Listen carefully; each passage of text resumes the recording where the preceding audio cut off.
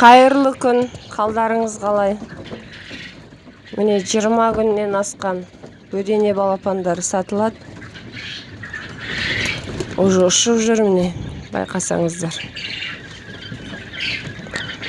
Үйге аламыз етке, жұмыртқасын жеп отырамыз десеңіздер, өздеріңіз алып асырауға болады. Свет өшіп қалды. Қазір күн жылы, спокойно өсіріп аласыздар. Павлодар облысы, Май ауданы, Баскөл ауылында. Бағасы 300 теңгеден.